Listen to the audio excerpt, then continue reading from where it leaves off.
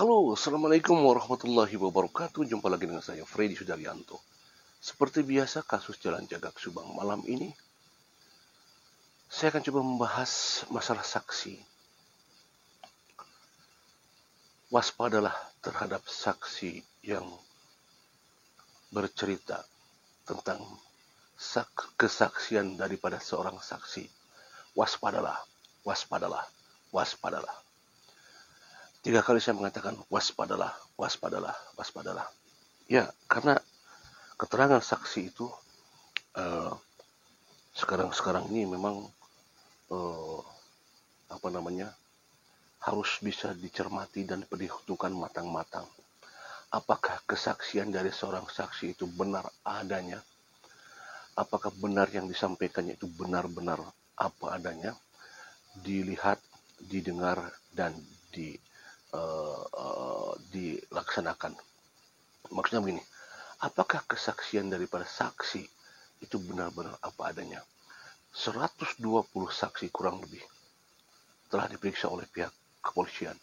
Apakah dari sekian saksi itu adalah benar-benar pernyataannya betul-betul adalah saksi benar, saksi yang betul-betul ada, ataukah ada di antaranya saksi-saksi yang palsu, ataukah saksi-saksi yang mengarang cerita, ataukah ada di antara saksi-saksi itu yang bercerita kebohongan, bercerita mengada-ada. Apakah ada saksi seperti itu? Waspadalah, karena jangan sampai kita terjebak oleh kesaksian daripada saksi-saksi yang sudah terperiksa. Kenapa?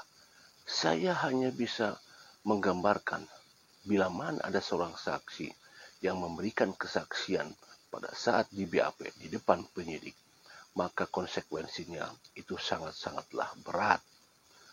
Sangat-sangatlah berat karena apa yang disampaikan oleh seorang saksi dan saksinya adalah kebohongan, maka itu akan menimbulkan konsekuensi yang sangat berat buat yang bersangkutan jika memang apa yang disampaikan itu adalah kebohongan. Bukan semua kenyataan, bukan semua atas dasar dilihat di lapangan, tetapi hanya atas dasar kecurigaan saja. Hanya atas dasar kecurigaan saja. Sekali lagi, kesaksian, kebohongan. Kita bertanya-tanya, bila mana ada saksi yang bercerita tentang kebohongan, maka kita pun bertanya, apa motif dari itu semua? Katakanlah, saksi A mengatakan bahwa saksi B demikian, demikian, demikian. Apa yang disampaikan terhadap saksi B, misalkan disampaikan oleh saksi A, kemudian saksi B juga katakanlah mendapatkan semacam tuduhan, semacam seperti itu. Maka apa motifnya? Apa latar belakang jika memang yang disampaikannya adalah kebohongan? Sekali lagi, jika disampaikannya kebohongan, maka kita bertanya, motifnya apa? Kalau misalkan saksi B mengatakan dia tidak menerima apa yang disampaikan oleh saksi A, misalkan ya, karena dulu-dulu kita dengar di awal-awal banyak sekali saksi menuduh ke A ke B, B ke C, C ke D, saling lempar bola, ya kan? Dan itu sampai sekarang pun masih berlangsung seperti itu. Permasalahannya adalah itu kalau di media, bagaimana kalau misalkan ini diucapkan di depan penyidik? Jelas-jelas ini mengandung resiko yang sangat-sangat luar biasa, yang sangat-sangat bisa menentukan yang bersangkutan masuk ke dalam jurang yang sangat dalam. Ya, seperti itu demikian.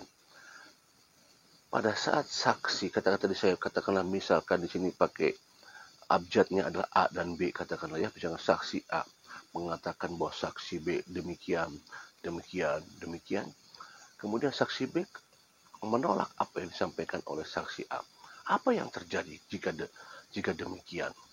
Saksi B tidak menerima apa yang disampaikan oleh saksi A. di depan penyidik, apa yang akan terjadi? Maka yang terjadi adalah tinggal tunggu siapa yang paling kuat di antara saksi A dan saksi B di dalam pengungkapan. Di mana misalkan sekali lagi saksi A menuduh kepada saksi B dan saksi B tidak menerima atas tuduhan saksi A, maka harus ada yang kuat. Pada saat saksi A mengatakan bahwa saksi B demikian, maka saksi A harus ada penguatnya. Harus ada. Kalau tidak bisa dia hanya tunggal.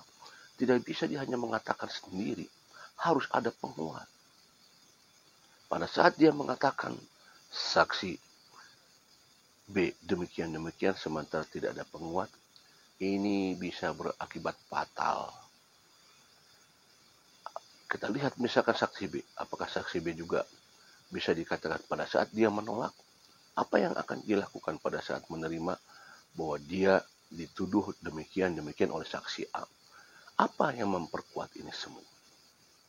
Nah, tentunya inilah yang akan dijadikan sebagai petunjuk oleh pihak kepolisian, di mana jika ini kesaksian ini dilakukan di depan pihak kepolisian, bukan di depan media, karena akan berbeda jika ini dilakukan di depan media, maka kesaksian itu hanyalah sebagai wacana. Tetapi kalau disaksikan dilakukan di depan penyidik, maka ini akan menjadikan suatu hal yang baku, tertulis, tercatat, dan ini sangat beresiko. Sekali lagi adalah motif. Motifnya ini yang penting. Apa landasannya? Apa dasarnya? Apa yang membuat bila mana ada saksi, katakanlah, berbicara di depan penyidik, misalkan seperti itu ya. Misalkan sekali lagi, bila mana motifnya apa? Ini yang harus digali. Apa dasarnya? Apakah itu betul-betul dari relung hati dia sebagai insan manusia, ataukah dia ada yang menyuruh? Ini menjadi tanda tanya. Apakah betul-betul keluar dari pikiran dan hatinya sendiri, ataukah ada yang menyuruh? Nah, dari sekian saksi, 120 saksi kurang lebih, apakah mereka yang bersaksi di hadapan penyidik betul-betul keluar dari hati sendiri, ataukah ada orang yang menyuruh? Ini permasalahannya. Banyak pernyataan-pernyataan disampaikan oleh para saksi, baik itu hal-hal yang sifatnya krusial, ya, tidak krusial, atau hanya sebagai bahan penguat. Tetapi sekali lagi, kalau hal-hal ini dilakukan pada saat persaksian, dan persaksian itu apalagi bersangkutan dengan masalah-masalah yang sangat krusial, maka ini akan dipertanggungjawabkan oleh yang bersangkutan. Dan ini sangat-sangat beresiko. Luar biasa, kasus Subang. Betul-betul sangat luar biasa. 2 tahun lebih, belum terungkap. Tapi kita tunggu keberanian dari penyidik. Dan saya yakin penyidik sangat berani untuk mengambil tindakan. Kita buktikan, kita butuh pembuktian bahwa pihak kepolisian Polda Jabar berani untuk mengambil tindakan. Ya, ini juga akan memberikan dampak yang sangat dalam, memberikan dampak yang sangat luar biasa kepada pihak kepolisian, khususnya Polda Jabar, dan juga pembuktian juga bahwa kasus ini harus bisa terungkap. Memang berat, sangat berat. 2 tahun lebih jelas ini. 2 tahun lewat, bukan hal yang main-main. Tidak ada 2 alat bukti yang kuat, karena kalau ada cukup 2 alat bukti yang kuat, saya kira tidak akan berlama-lama. Inilah yang sekarang lagi digali oleh pihak kepolisian. Saya yakin pihak kepolisian lagi menggali ini semua. Mudah-mudahan dari saksi-saksi yang sudah terperiksa kemarin ya, di bulan-bulan Agustus, di bulan September, mudah-mudahan memberikan petunjuk, dan petunjuk itu mudah-mudahan ke arah-arah yang sangat krusial, sehingga akan memudahkan pihak kepolisian untuk memfokuskan penyelidikan kepada satu arah, mengkerucut kepada satu arah.